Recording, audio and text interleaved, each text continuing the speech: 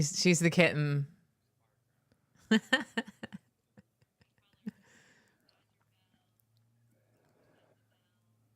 take it she was the one who knocked your mom's soda off the coffee. Okay, got it.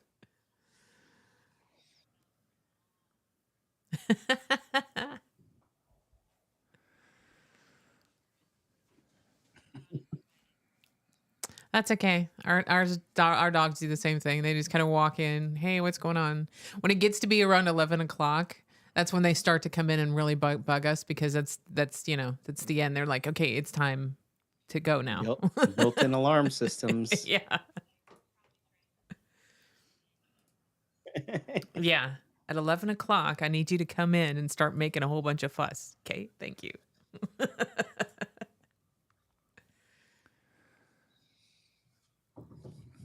Alrighty. 40 seconds to go.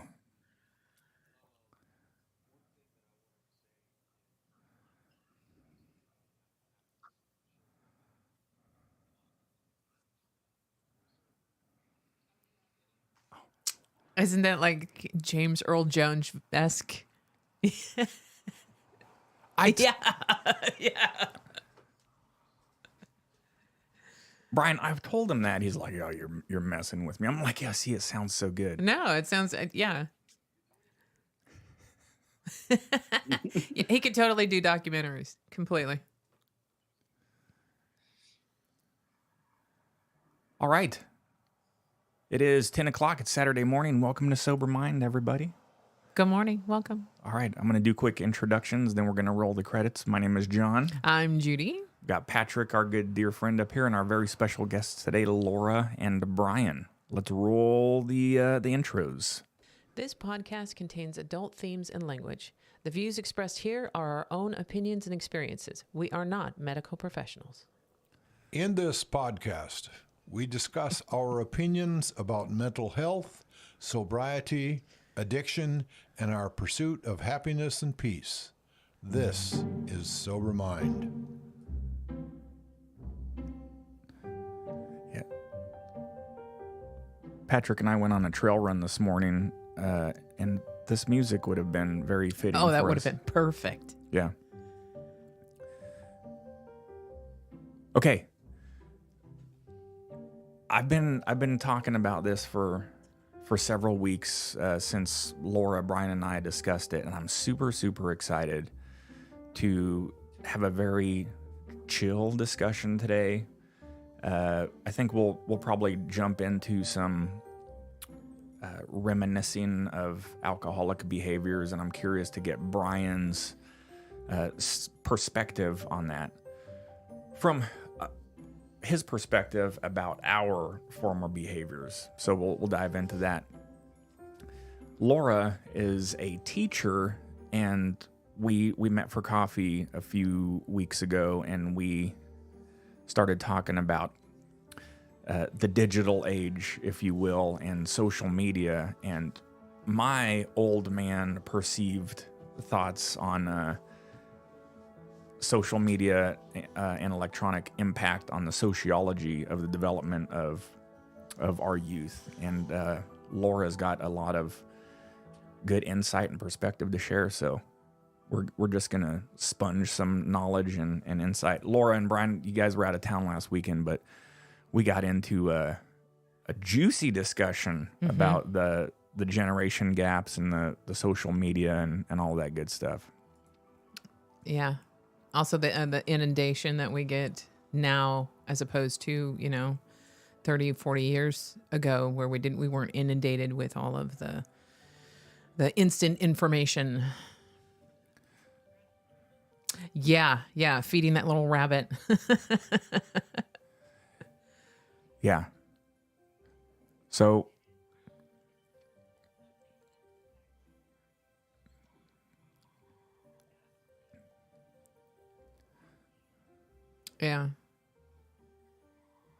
Yeah. I can get that. yeah.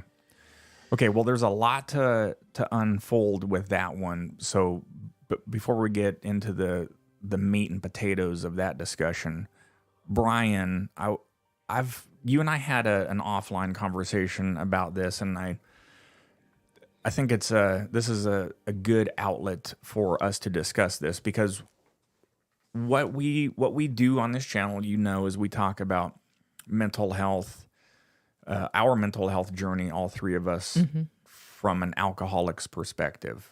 So Our sobriety journey as well. our sobriety journey and all the things that comes with that. But I find it fascinating that we've got a handful of friends, not a lot anymore. I know it doesn't surprise anybody, and it may seem cliche at times. So I got some background music, Brian and Laura, playing, since you don't have headphones. Let me know if you get a ton of feedback, and we'll just Dial it down.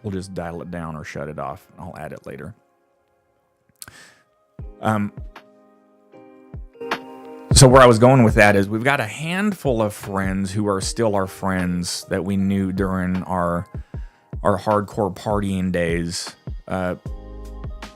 A lot of the friends that we had, this is not anything unusual that happens with abuse recoverers, whether it's drugs or alcohol. You tend to have a clan of friends that either remain your friends or they go off and do something else. And it isn't until that time when you realize, like we did, that, well, they weren't really fruitful relationships that we had. They were your party friends. Yeah, party friends. And then since we don't party anymore, we don't have anything in common, which was interesting to find out. Yeah, that was a kind of awakening point, that where you have friends that you partied with, and then you get sober, and that you realize that the only thing you had in common with them is the party aspect of it. You have nothing else in common with them. Yeah. So what I think is neat is that the handful of friends that we have that are still our friends are good solid friends. Good solid friends. And Brian, you're in that little circle. Little handful. You're in our little handful. And you know what? Now that I'm talking about it, and I know this is obvious, Patrick, we've talked about this before, but those friends that are friends now, they're the ones that are the folks that can drink without, and they're not alcoholics, obviously. Yeah, the Sarahs. Yeah, the Sarahs, we call it. So, Brian, I've always admired that about you. It's you're one of those mystical unicorns. You can have a drink, and that is it. You don't have to get blackout drunk every single time like we would. And what's even cooler about that, without naming business names or anything like that, Brian is a brewer. That's his trade, a head brewer, which is really cool. So, I was saying all that, Brian, just to sort of give a perspective about how we for the people that are sober curious or going through this journey, you can still have friends out there that, are able to drink and do their own thing. Mm-hmm. Now that I'm thinking about it, you could probably still have hardcore drunk friends, but it may not work out. It's uncomfortable. Yeah, I mean, for me personally, it's hard to be around somebody who gets blackout drunk all the time. Yeah. I mean, so since I'm not there with them and in the midst of it, it's just very uncomfortable. It is. It's cringy. I don't know. Yeah, it's cringy. I don't know how to. It's just weird watching someone else get drunk, Brian, from our perspective anymore. It's not like oh, I need the drink now. It's just like, it's gross. It's like wearing someone else's shoes, maybe. I don't know.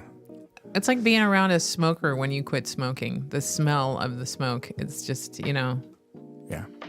No thanks. So my question to you, Brian, is we've known each other for a long time. I want to say 2015. Yeah, 2014 even. Yeah. When were you still at the other location?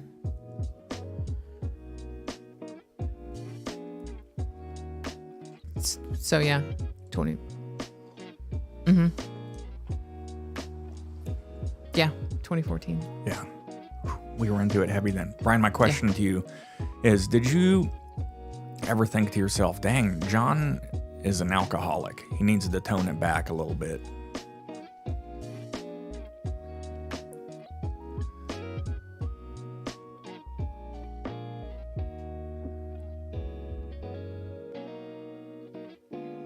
Mm-hmm.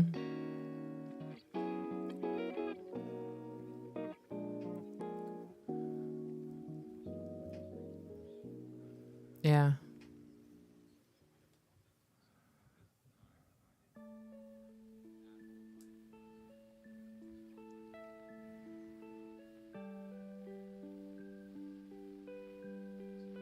Mm.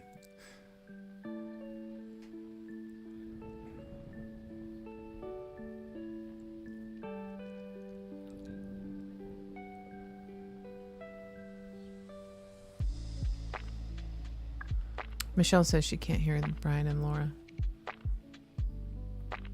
Patrick, are you able? Can you confirm any of that?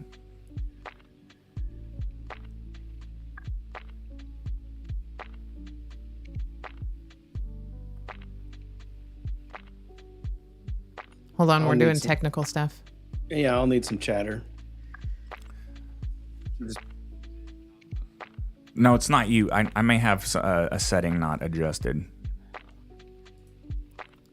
Yeah, you're not. Yeah, you don't have them into the program feed. Oh, Jesus H. What have I done?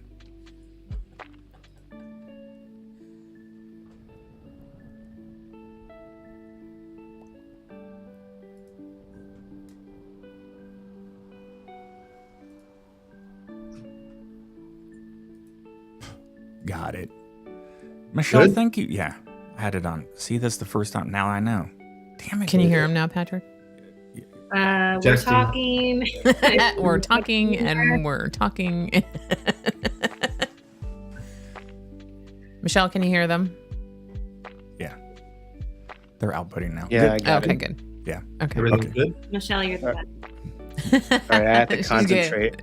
I have to concentrate a lot since that you get like a 2-second delay on the Gotcha. audio. Yeah. It comes back Gotcha. twice. So my question, real quick, and it was a pretty short answer, was I asked Brian if since we've known each other since 2014, and that was sort of the beginning of our heaviest part of our drinking. Our consumption. We have yeah. some phases that we can pinpoint in our lives, Brian and Laura, that might seem a little bit interesting for non-alcoholics out there. But anyway, I asked Brian if he was able to identify me and or you as an alcoholic when he knew us. And Brian, your answer was? Yeah, no, there was nothing specific or telling or anything like that. I mean, in that environment, everyone's coming in.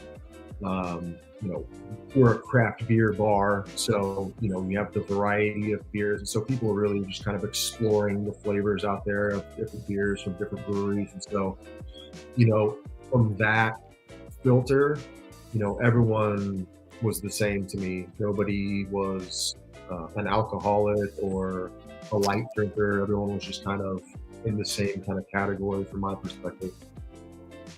So when you came over to the house a couple times and we had our big parties, was there any kind of, wow, they're really consumed quite a bit? Again, not really.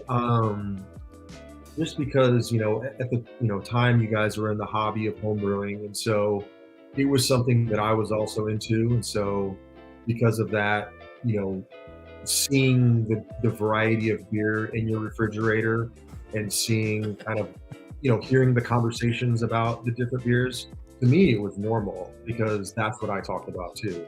Yeah, So that was just part of the. I just felt like we environment. were all on the same playing field, really from that scene. It really wasn't until, you guys were more vocal about it as we became friends and opened up and learned more about each other. It's really when you guys kind of presented it to me. It is a fait That's accompli. when, I was like noticing things, more aware of what you guys' situation was really from that point. Yeah. I will say, as someone who came in as an outsider, that no, I didn't have any perception that you guys were alcoholics, but I did notice that when we were there having some of these get-togethers, that I mean, there's no way I could keep up. like I remember noticing, you know, how many beers people were going through, and I was like, no, I can't. You know, I There's feel no like way. I'm just not in the game right, but like I felt like I couldn't keep up, and that is something I observed, that there Yeah. were just quickly people drinking quickly, and I thought I don't know why but I can't do that. Many have tried. A lot have failed, Laura. So yeah, and that's a good perspective as well. And here's the weird paradox, Brian. I don't good morning, Kim. Kim just joined, Brian. Yay. Hi, Kim. I don't ever want to. Everyone knows on this channel that we're not the anti-drinkers. We're just anti us being alcoholics. So this is anti-us our drinking. journey. But it's always really neat to listen to those perspectives. Mm-hmm. Laura, you are certainly I'll just call it the odd man out, because out of all of us, you are the most underindulgent person, because it's just not in your DNA at all. You're the kind of person that can have a glass of wine or a beer or whatever once in a while. You've never even approached the threshold of consuming. Maybe once in my life. All right. Period, but like that's another story. And it was very, very brief. Yeah. So there's a sociology aspect of it too, Brian, is that I think we tended to always normalize it, especially amongst groups. How are you supposed to ever say, I'm not going to go down the list of names of people, but we all had or have drinking problems. And I'm just going to throw this out there because I was trying to figure out a way to gently formulate this. I often think that anymore home brewing sometimes is alcoholism disguised as a hobby. Yeah. I agree with that, depending on the person. Yes. I mean, because there are some home brewers out there that you know are casual drinkers that don't consume like we used to consume. And Brian being one of those brewers that, you know, he brews, but he doesn't consume like we all used to consume. Yeah, I'd assume there's a level of attachment there, John. I'm sure there's quite a few home brewers who probably don't even like, outside of tasting their batches, you know, would brew batches to give out, right? You know, that is maybe their form of validation, right? I will be the brew provider, you know, and I get to share my craft with everybody. Yeah, I always refer to it as a lot like cooking, because you know you're basically cooking. You're boiling. You're making a recipe. You're, you know, that type. And so me being a fan of cooking, I always like to cook and make stuff for other people, not really necessarily stuff that I'm gonna consume. There's a form of creation there, right? You know, let's cook, Jesse. You know, you get the. Sorry, I'm the only one that got that. Yeah, I know. It's an art, you know. You get to create something out of, you know, Nothing. water and water, malt, and all, hops. Basic ingredients, yeah. Right. Yeah. And then there's nothing. I mean, I hate to say it too. In our society, it's very prevalent and accepted. I mean, what other medium to give your gift of cooking or creation with one that is so widely accepted in the adult community? Yeah. Yeah. I think it just depends on the person. I think whoever is the brewer themselves, and their own addiction or non-addiction personality that they have. I don't know if it's necessarily the brewing themselves. I miss the community and the camaraderie around it. There definitely is a community around it. Yeah. I don't miss my lack of self-control. Yeah. So Yeah, I was big into quality assurance. Yeah. Oh, for sure. Definitely. I have to taste at least one of everybody's stuff around here. And then it had to be, you know, scientific about it, right? Well, I tested it last night. Now I need to test it for lunch. Now I need to test it with this meal. Now I need to test it under these circumstances. How does it pair with this, or what time of the day, or what's the temperature of it, and how does Right. Yeah. So Brian, you and I talked about this offline in the past too, and what you never saw was after everyone would leave, and we're not alone in this, is that we would get hammered after that. Just we would always continue the parties, you know. Yeah. So, and man, talk about if our listeners or viewers out there don't know, when you're into home brewing, you're not making diet beer. No. Mhm. It's It full is- calorie. Full calorie, generally pretty high octane. There's not too Yeah. many low alcohol, low calorie. Especially beers. during the winter time, I think, is where the big beers come out. Yeah. You know, the big heavy stouts and porters and Mhm. yeah, the big Yeah. heavy ABV. Yeah. Yeah. We made forget. I was about to digress and start talking about beers we made, but Brian made one. The Russian what? Brian, remember the name of that one? Yeah. Was it the Russian Spy? Yeah. Like the Yeah. Russian Spy? It was It was a Russian Imperial Stout, and this thing would just instantly grow hair on your chest. It was like 11-12% ABV or something. We made a peach saison that Yeah. was crazy high octane. It left the saison station a long time ago. Anyway, so Brian, thank you for sharing that. Thanks for continuing to be a very cohesive part of our lives too. Yes. As we've undergone. You were I'll never forget the comment that you made. I was over at your place, and I had told you that Judy and I had given up the booze. We quit drinking because you had mentioned something about my weight loss and asked what was going on, and I told you. And I'll never forget that you paused for a second, and just in typical Brian fashion, you went, "Hey, good for you, man." And I appreciated that because I imagine you did some kind of quick internalization, like, how does this change things? How does our relationship? Are we going to continue to barbecue and brew beer or whatever? But you just moved on with that as in a good for you, man. That's a good decision for you to make. So I appreciate that. Some people that we've ran into that we've told that we've quit drinking, They look at us and go, why? yeah, they do a why or a whatever, and then then it's kind of gone. And that's how we lost a bunch of friends. Yeah. One guy texted me a couple years ago, right after we quit, almost 2 years, and I told him we got sober, and I was expecting a good for you or something, and we just Nothing. Ghost. Yeah. radio silence.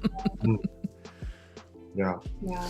But Oh anyway, yeah, whenever I do remember that, having that conversation with you, and I genuinely meant it. Like I meant that, from the bottom of my heart, because at that point I know a lot more about you, and your past and your history and stuff like that. And so, just with everything kind of accumulating, knowing that you guys made that decision and how difficult of a decision that was, I just wanted to support you guys. And I Well, was just we grateful appreciate it. to see you guys wanting to get better, wanting to make yourselves better, wanting to make your lives better. And even at that time, I had already felt a deeper connection with you guys beyond just homebrewing, because we would share so many things together, and just knowing you guys on a personal level and just kind of like how you are. So yeah, it was easy for me to get past it, because I just already had such great respect and love for you guys both, that homebrewing was a very small portion of what we shared. Much more than that. oh, thank you, Brian. Thank you, Brian. That means a lot. Oh, that's so nice. Thank you. Go. Love you guys. We Anyway, love you too. let's do you want to jump in with Laura, or how do you want to do this? Yes, here we go. Who's starting? Well, I have a question that I wanted to get into, and we can touch it as deep or as shallow as you want to touch it. Okay, wait, real quick. Hold on.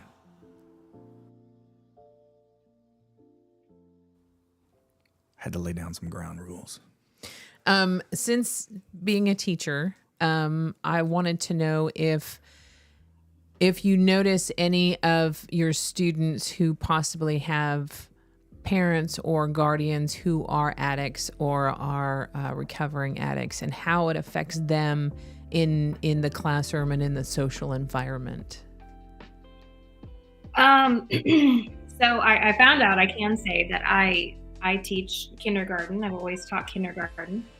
Oh, okay. So absolutely, the answer is yes.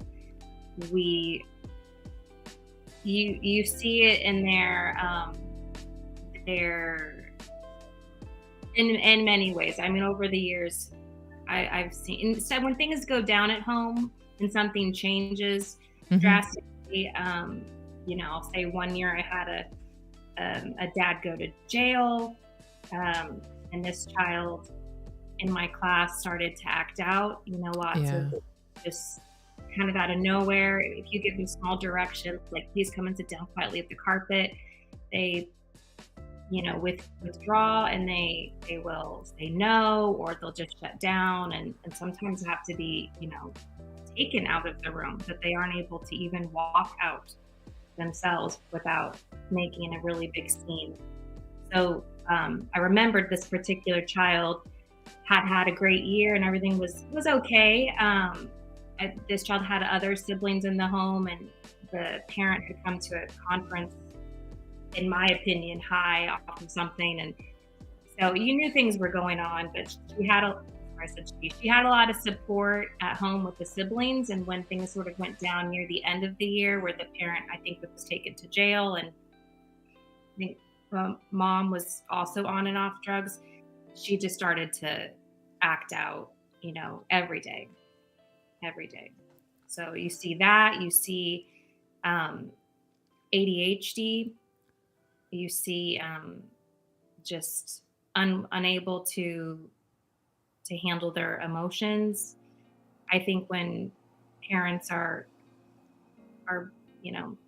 struggling, when they're small, they're not getting the educations that they need whenever they're 3 and 4. And so when Mhm. they go to school, no one's ever told them, hey, it's not okay to throw things when you're mad. Hey, it's not okay to scream at adults. I'm like the first one. That, man, talk about an interesting position to be in too, having that being like the front line of Yeah. a development. Exactly. Yeah. Yeah. The front lines. Yeah. Oh man, I got so many questions there. So you knew that a parent was struggling with something, and then you can see this unfold. And man, I can 100% appreciate how, man, what it kind of makes me frustrated too. It's like it should be 100% illegal for parents to hey, just take a year off of whatever you're doing and let your kid get a little stabilization during probably the most fundamental portion of their sociological development. I mean, 100%. kindergarten, that is, you see it, Laura. Yeah, you're watching them. You're like in the octagon of seeing the kids getting ready to become social constructs. And that sucks. What a shame for it to have to be that reality of not having a good support system at home for them to get the jump off point. That's because that's all it takes is a little bit of loving and nurturing Yeah. of whether you're a single parent or not. All things being equal, yeah, it's great to have two parents, whether that's a mom and a mom or two dads or whatever. But even if you're just a single parent, as long as you can put some good, sober nurturing in, Laura, I don't, am I right or wrong on that? That's it doesn't take a whole heck of a lot. It's just No, that gentle.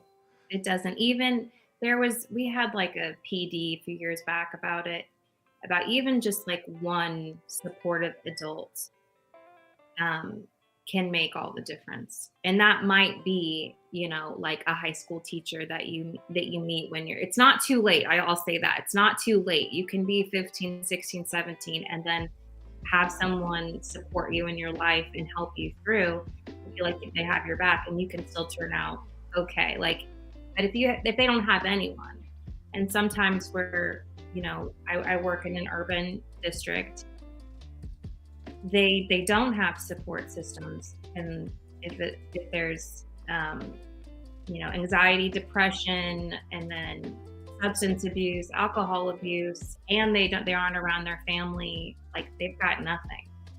How do you Stressful a parent is, if they're already struggling with these things on their own and they're trying to be a parent, like they're just not showing up for their kid. They're doing their best, and that's something you look at and you have to say to yourself, like, I believe they're doing their best. Like, I can't even imagine how hard it must be to have anxiety, depression, and then have their own traumas from when they were kids and try to raise a child. I believe they're doing their best. And so that's what I do. I show up every day and I do my best to number one, love them. Mm-hmm.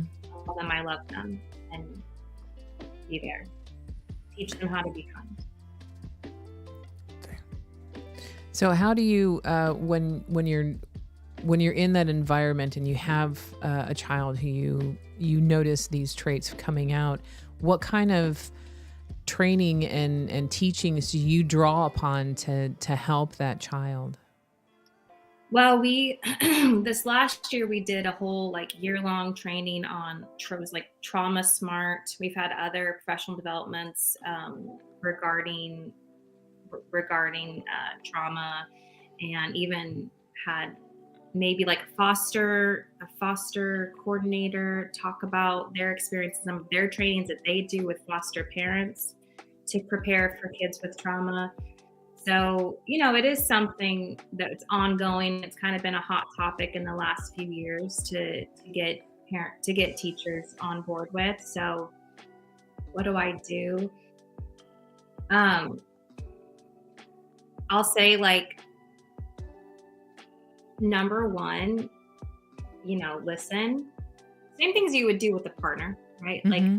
Listen and validate and remind them that you care about them. But also I have to be the adult, so we have to lay down some ground rules. But it's always, I know you're really upset. I can see you're upset. I can see you're sad.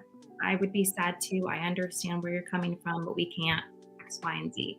So it's just with those kids that are going to be acting out because of the things going on in their home, when I have to discipline them, my thought is, if I have to raise the discipline, I have to raise the relationship. And so I have to make even more effort with that kid to let them know I love them, I care for them, and I'm here for them every day. And that's just extra checking in, extra rubs on the back, lots of hugs, reminding them when they're in trouble, I still love you, I miss you, I wish you'd come back to the classroom, let's fix the problem quickly so you can be back, because all of your friends missed you and I missed having you in my room. So it was just telling them that over and over, and hugging them and awesome. telling them every morning when they come into school. That's fantastic. I'm sure that does take a bit of a toll on you as a teacher. I think it's fantastic that you take those steps to help your kids.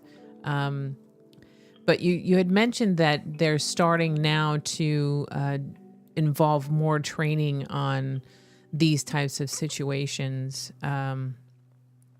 How often do you, I don't know if you can say, how often during a year, do they have these trainings to help the teachers out? Yeah. This last year we had like 8 sessions of them. Oh, that's great. It was almost monthly, and they were a couple of hours long each. So it was definitely my district saying this is important, and we're going to put our money into this, our energy into this, and our time into this, so that people are trained in, being trauma informed. That's fantastic. Yeah. Well, Laura, thank you so much for all that you do. I think you're thank you for your service. Thank you for your service. Another unsung hero. You've given me a lot of perspective just now. Again, it's another thing I probably take for granted that I need to think some more about, because I've always appreciated teachers for being teachers, but you're really a lot more than that. And thank you for showing up every day with a lot of that mental fortitude, because I certainly couldn't do it. I've got too much going on in my own world to put forward that much energy. So kudos to you. And another thing that you said I really appreciate too, but it really sucks, and that is that you can acknowledge and you're aware that there's parents out there that are not able to put that level of care and nurturing into their child because they're dealing with depression or anxiety or whatever. Yeah.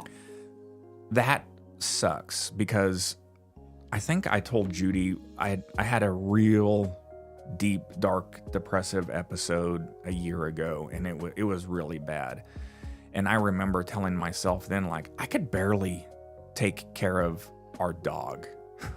You know, Yeah. I couldn't imagine having to wake up and care for a child. I know that sounds crazy. There's depressed people out there that understand that. If you're in the throes of a manic depression, man, it breaks my heart to really have it hit home from a teacher's perspective and know that a dang kindergartner can't get a fair shake on life out there because the parents are dealing with stuff. There's something detrimentally broken down in our societal fabric that that needs some mending somehow. I don't know what the heck that is. Yeah. I think she talked about, I call it holding space, right? Validating, listening. You know, you are holding these children, and like us, you know, with our arrested development emotionally, and even some adults who may not even be addicted, have not learned the ability to validate themselves, to be a parent for themselves, to care for themselves. And, you know, these children's parents they don't know how to, they're struggling taking care of themselves. How are they going to take care of a kid, right? You know, and that's even more stressful. Mm-hmm.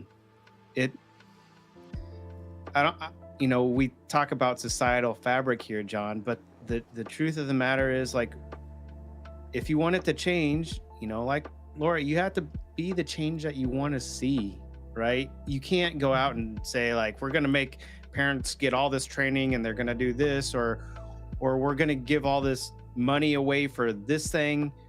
Look, you know, the best we can do is show them, like, I like your answer of, you know, if I have to set boundaries, you know, I don't want to even call it discipline, because sometimes it's setting boundaries. These kids don't know how to express emotions. Right. I try to deal with this with my son. It's okay to be angry. It's not okay to be violent. It's not okay to be unsafe. You can be angry and be safe at the same time. And we're learning how to do that, right? Yeah. That's something I say to them all the time. It's okay to be mad. It's okay to be sad. It's not okay to scream at me. It's not okay, whatever. Just like you just said, the same thing was said. So we'll do little, like, around the carpet thing, like, is it okay if you're upset? And they'll do this. It's, no, it is. It is okay. They don't even know that it's okay to be mad. Like, it's right. okay to be angry. Yeah. You're welcome to feel that way, but we can't kick desks, or we can't slam doors, or whatever the situation was. But, you know, another thing that we do in the classroom is offer a calm down space. So, you know, over the years, have had a various amount of items, like, just to help with calming down, whether that's like fidgets or squeeze stress ball, or I used to sell Scentsy, so I would bring in the little sample pods, because honestly, kids from K to 5 would come in and take it, like, what is this? And I said, oh, it's for smelling. And then they go from being mad into experiencing the aroma and taking that deep breath in, and you see them calm down. So that's another, you know, thing. That's a very important tool. You know, my son is ADHD as well, just got through kindergarten, and, you know, we took him out of daycare. I mean, he's a pandemic kid, right? So we took him out when he was 2.5, and, you know, my wife and I got to fail at both remote work and being a parent at the same time, right? So we did the best we could there, but we weren't fully engaged with him throughout the entire day. I like that technique about being able to redirect, because one, you're removing the stigma of, you know, I felt like when we grew up, if you were bad, you sat in the corner, go to timeout, go, you know, you were excluded and almost like tarred and feathered to, like, feel shame away from feeling angry, right? Mm-hmm. And it's not trying to validate being angry. Here's your reward for being angry. Go play with these toys. It's like, calling it by another name, a safe space where they can process that, you know, John, this is the learning, this is the education, this is the process.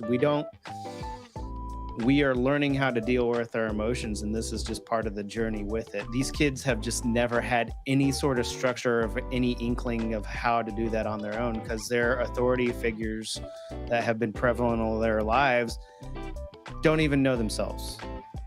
Yeah, and the only structure that they're actually getting is from their teacher, because they Right. don't get any of that structure at home. And my uh, both my brother-in-law and sister-in-law teach in the urban districts as well, and I'm very sympathetic to the aims, and some of the stories are likewise very frustrating. Kids coming to school without just it's not even just as much as like kids being able to get validation from the parents, but normal resources. John, coming without breakfast. I had to Mhm. worry about my parent was gone last night, or I didn't have shoes today, or many other items that really is difficult. So thank you to deal with on a regular basis when you're like, I just want to be able to show up and provide space for these kids. And sometimes it tests your fortitude beyond limits that you could even begin to imagine. Yeah. Well, and when they come in, wearing the same clothes for a week, or having not eaten dinner, or, and this is a true story, having a bruise on their face from a parent hitting them. Oh, jeez. Teaching them how the letters and numbers is not what's on their minds. And Right. it's not what Yeah. I'm able to accomplish that day. How do you deal with those situations that are so drastic like that? Well, obviously we're mandated reporters. So in a situation like that, it is being reported to authorities. Anytime that we suspect abuse, neglect, we have to report it. So that was reported. You just keep going. Like I said earlier, you just have to show up, and you have to show even more that you love them, you care for them. You have to try to nurture that relationship so that if something more serious is going on, that they will tell you, Mm-hmm. and you can report that. Just creating that space where they trust you, and they will tell you. Or being aware, you have to be like very keenly aware of signs of abuse, signs of sexual abuse. You have to meet the kids where they're at, Yeah. Mm. rather than worry about, my agenda today is to get through the alphabet. The lesson for that kid today may not be that. There's so much more to the day. And then I feel like it is, as my position teaching kindergarten, I have a lot more like sensitivity to the child and how and their behavior, and when they come in, because they're small and they're little and they're adorable. But what's bad is when they get to be the same kid as a fifth grader, let's say, and they're as tall as their teacher. I think some of that sympathy and some of that empathy is gone, and you think they should know better. Mm-hmm. Yeah.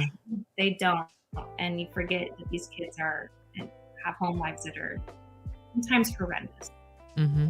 Yeah, they're, pegged early, stuff like I said, coming to school without breakfast or being malnourished, right? That it feels like a snowball effect, because that compounds over time, right? Their brains don't develop as much as those that would have nutrition. They don't get enough sleep. They're stressed. They begin to develop coping mechanisms that we in the addiction community can often, relate to. In fact, some of those kids often drift that way, right? For self-medication and everything like that. And it's almost a self-fulfilling prophecy at that point. It can be frustrating at times. I can imagine. So, that's why, I ask if there's more than I could do. You bring up a good point that meeting the kids where they're at and the resources to do so is not so easy, so I in my opinion, trying to increase resources for teaching, so you're not so, you can only meet the kids so much if you have a classroom of 30 compared to 15, right? Yeah. Other teachers, we talk about different skill sets. I'm sure you have a group of, for readers who need to catch up. A lot of these kids are coming, it's one thing as kindergartners, but like if you have a third grader who hasn't developed in the first and second grade, like how do you meet that kid without stepping back in, like, do you treat the rest of the class that way? How do I, do I create a custom teaching plan for them, or, what resources, do they need to work with a reader or learning development? There's more and more individual resources to begin to meet these kids where they're at. And I think finding a way to support that is important for us as a society. If you want to speak of a societal fabric, John, I think education is a worthy investment, top to bottom. And it often gets dismissed because in our society, we are outcome driven. And unless you're an entrepreneur or making money, it's not a worthwhile cause. And we hear this in our dialogue. If you don't like the pay, if you don't like flipping burgers, go get a better job. Or if you don't, and teaching is one of those professions, in my opinion, that is not meant to make more widgets efficiently. So again, thank you for sharing. And if there's anything that we can do to help, or, takeaways that, that where we can meet you, how can we help serve you in your causes today? My sister wanted to know how you decompress. And how do you not bring it home? Yeah. I 100% bring it home. Yeah, I heard a lot of these stories and experienced that. And then, I try to take on a similar role on this side of it, where I'm listening, I'm validating, and I've even said it to herself. Like I've said it to her, it's like, I don't know, I would be frustrated. I can't imagine, how you're feeling right now, and you're experiencing this firsthand, and I'm just hearing about it. So, just trying to fill that need for her and kind of help her decompress, and be ready for that next day, because it's a lot every day. You don't know what you're going to get. Yeah. We have a team. So I have 2 other teachers in my school that teach kindergarten with me. One of which I've been teaching with now for 8 years together as a team, I think 8 or 9. So we are a support for each other. And that's nice. we are very close, and there's tears, and there's hugs, and there's looks sometimes, and there's validation every day. We eat together, we plan together, we talk after school. So there's a lot of camaraderie between us, because it is hard. Children are so precious, and yet they also will push your buttons every single day.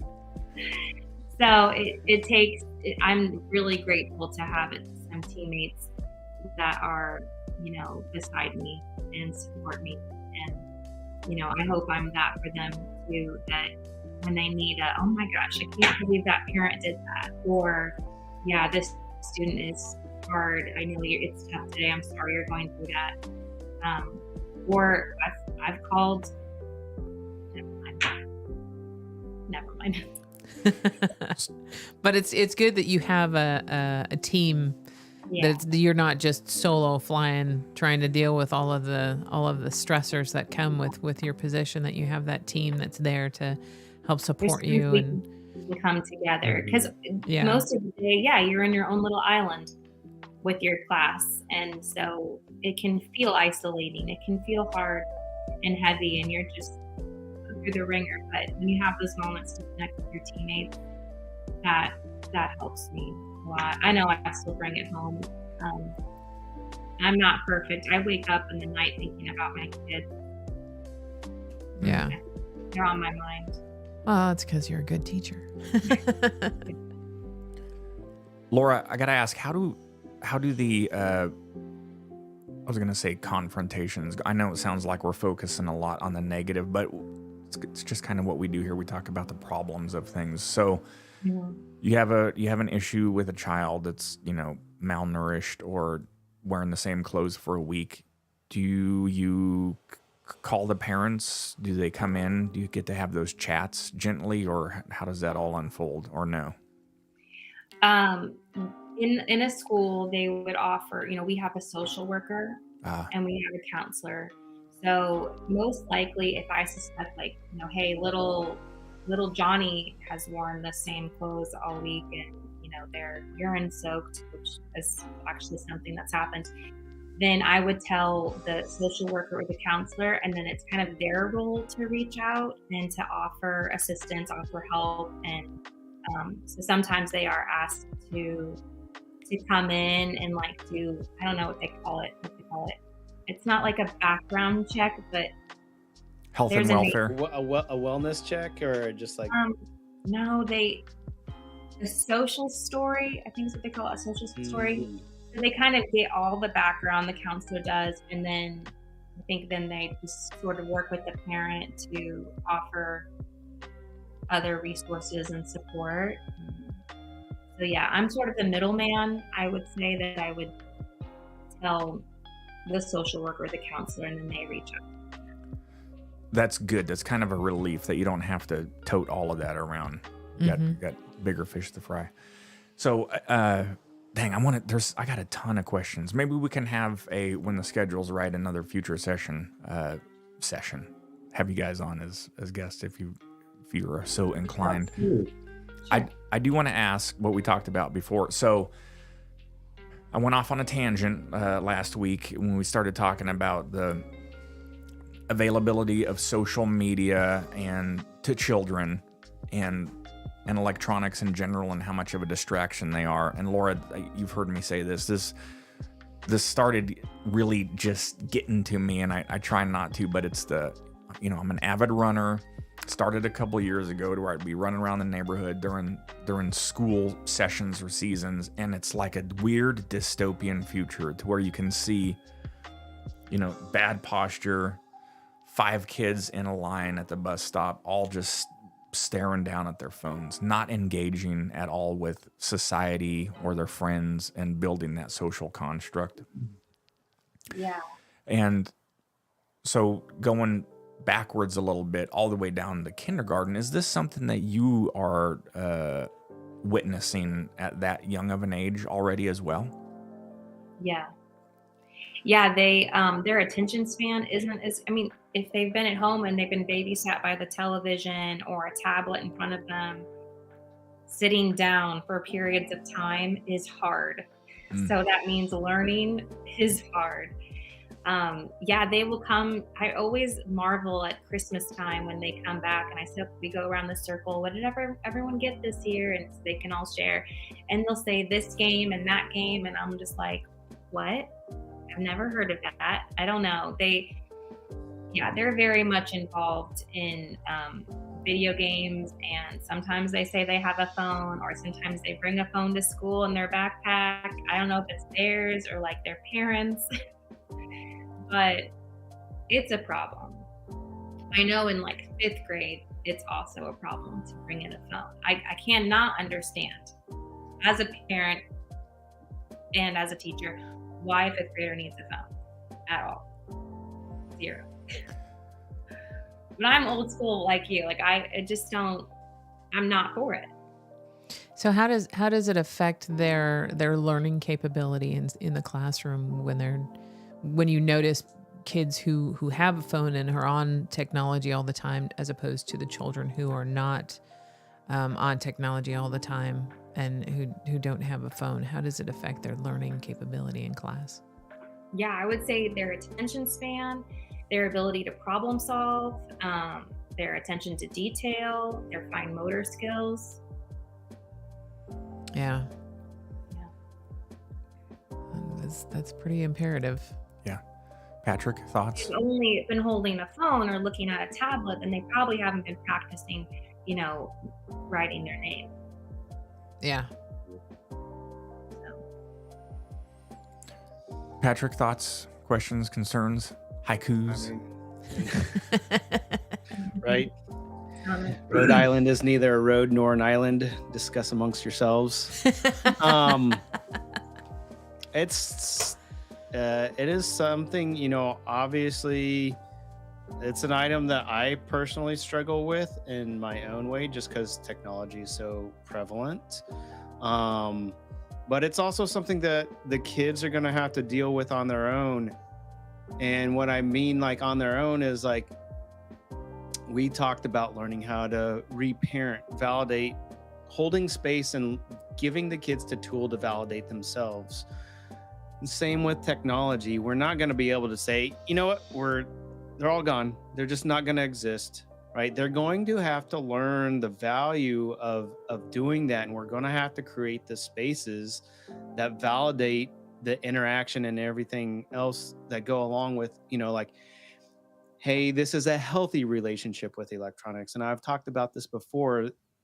You know, we can easily say that the ticky tacks and, you know, it's rotting their brain, you know, but here we are creating content for others to coalesce around, to understand how to validate feelings and process emotions, talk about sobriety and mental health. There are many avenues within social media that can have positives. It is a very confusing landscape for sure, because you don't want to be there for hours researching it. So we're going to have to learn to find positive spaces. Likewise, I'm sure there's, you know, in the pandemic, which was bitter irony or confusion in itself, you know, that I was on a remote team that I would go into work where I'd help my superiors connect to meetings via whatever platform. And yet here my daughter is in kindergarten and we're asking her to do Google Meet for 6 hours a day on her own and will be perfectly fine.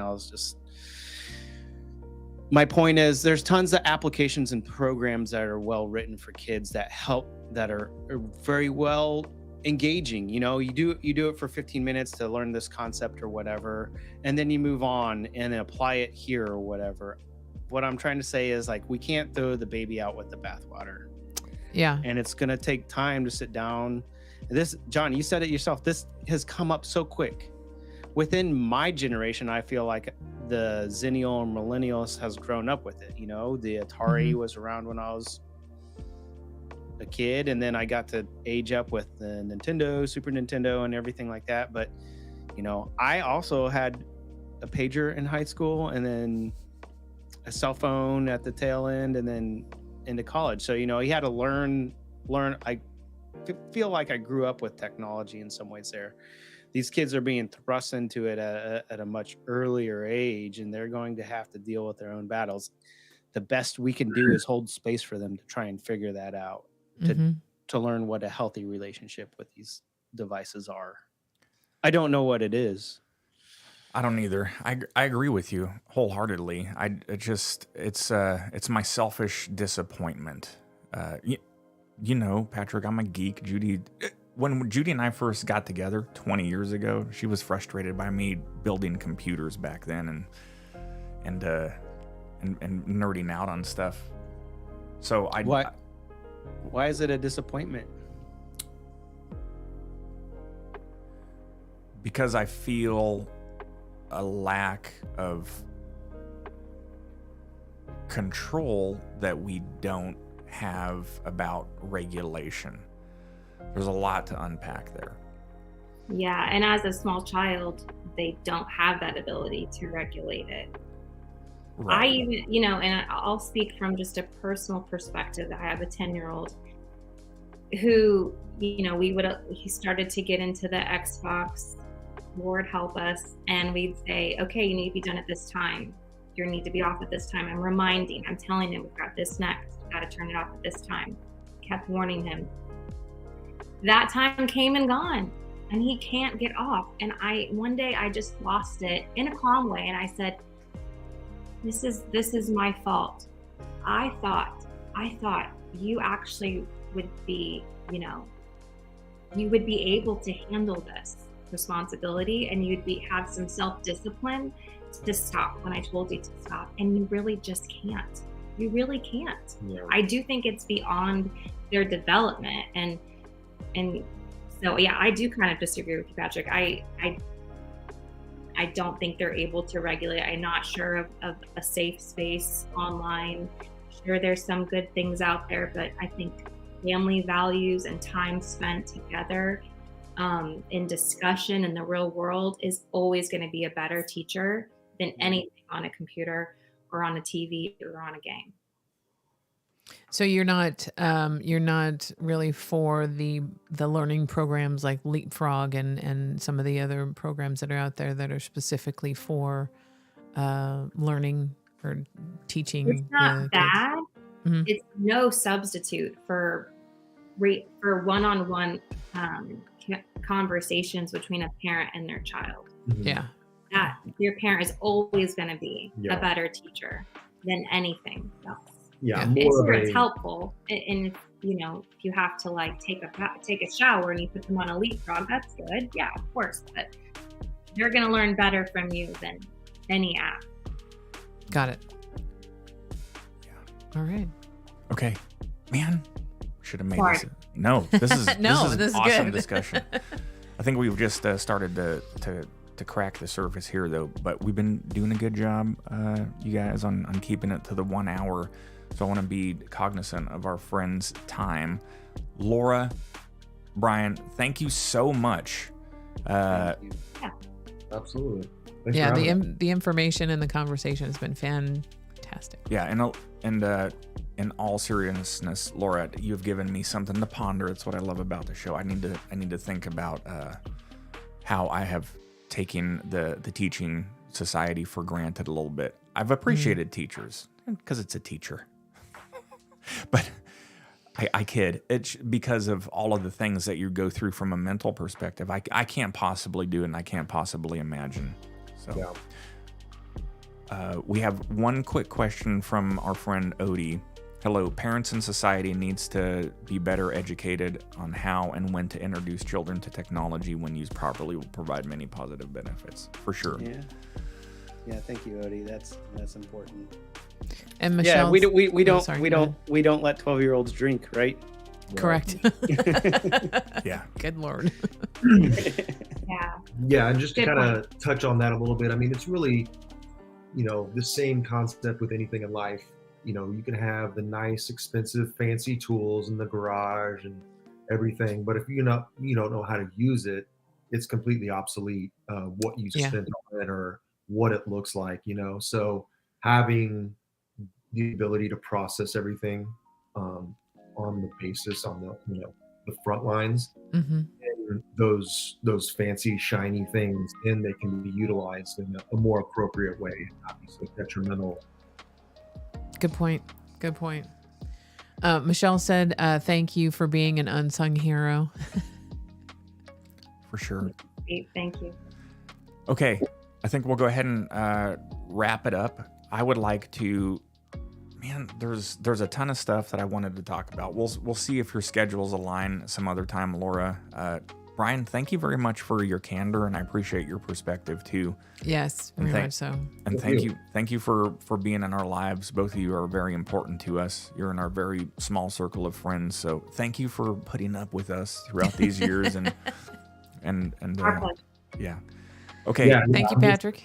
in closing there, just touching on what you talked about originally, about kind of how we connected in the brewing industry and with alcohol.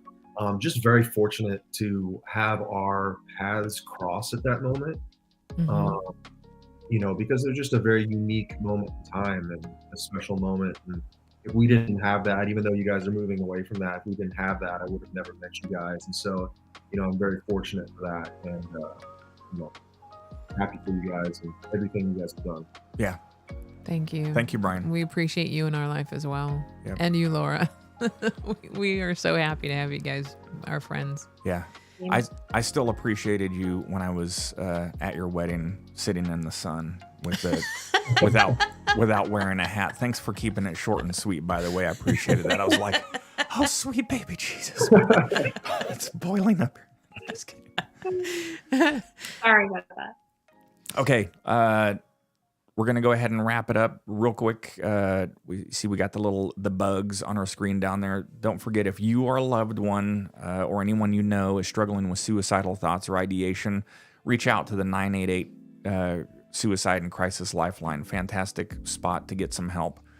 And if you or a loved one or anyone you know is struggling with any sort of addiction, alcoholism, drugs, etc., and you need a jump-off spot to find a resource to talk to somebody, contact Al-Anon, fantastic organization.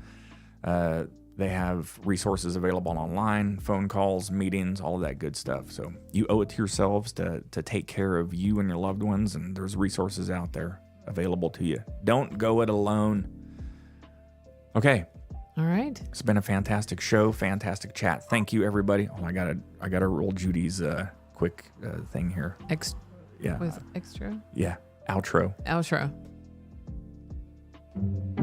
Whoops, wrong button. Thanks for listening. Check out the Sober Mind live stream at youtube.com/@sobermind. We got to, you know what? To your point, Brian, I'm going to get an outro with Dad. Thank you for listening. You are beautiful. We'll get one going. I'm doing it today. All right. Patrick, as usual, we love you, my friend. As always, thank you for very being in our much. lives. Love you guys. All right. And we're going to wrap it up on that note. We'll see you guys next weekend. Bye, y'all. Bye.